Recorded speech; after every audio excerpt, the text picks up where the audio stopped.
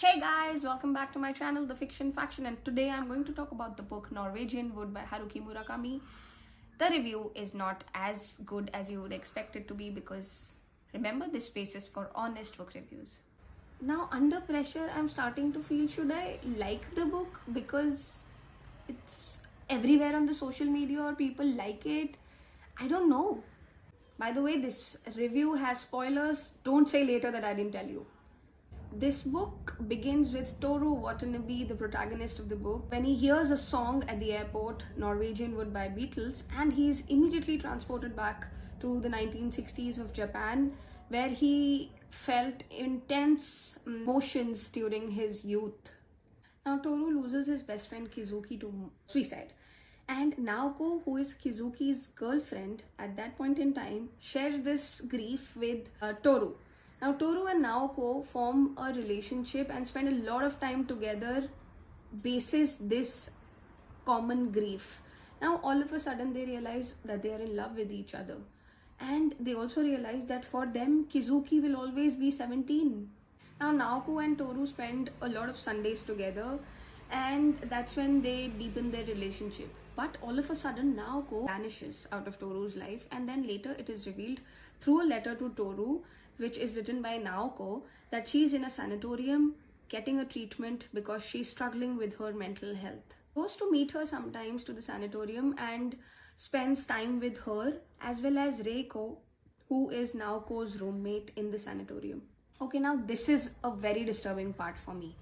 While Toru gets to know that Naoko is in the sanatorium getting her treatment, he's sleeping with a lot of girls around him, getting influenced by one of his friend, Nagasawa, who also has a girlfriend but still is sleeping around with many girls.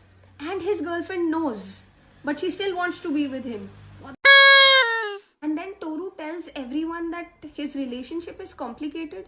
Don't you think he's complicated? There is some complication here.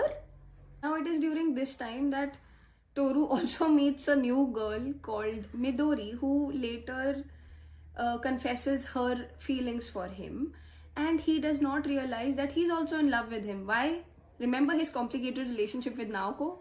Now Midori tells him that she's in love with him, and immediately then or sometime later Toru gets to know that Naoko also has committed suicide in sanatorium, and he tells Midori that he needs some time to, process his feelings for her.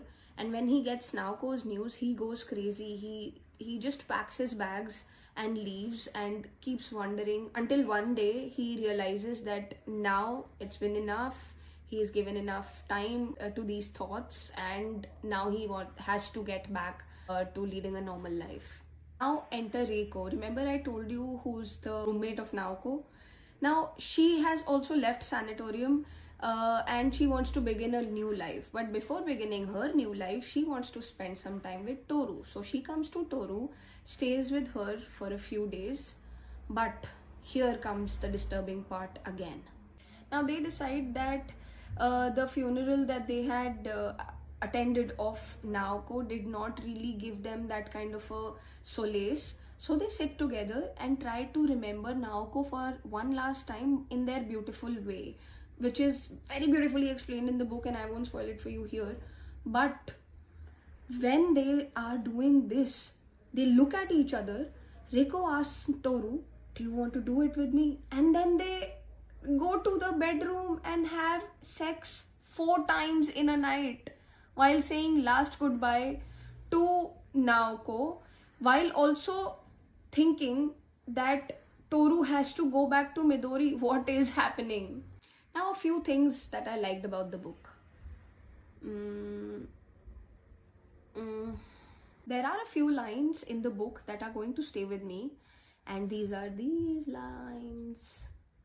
Murakami beautifully captures the grief of losing people, loneliness of youth, and struggling with mental health. I felt really bad for the characters while they were yearning for the ones that they love.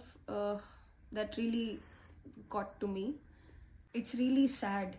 And the book will make you think about the people that you really love and force you to not take people for granted who are around you. and suicide. I almost cried knowing about the characters, how they committed suicide and what happened, what triggered them to take that drastic step in life. That was very heavy. So overall, despite my frustration and confusion of the characters, I can really appreciate the emotion and the theme in the book. For me, it's a 3.5 stars.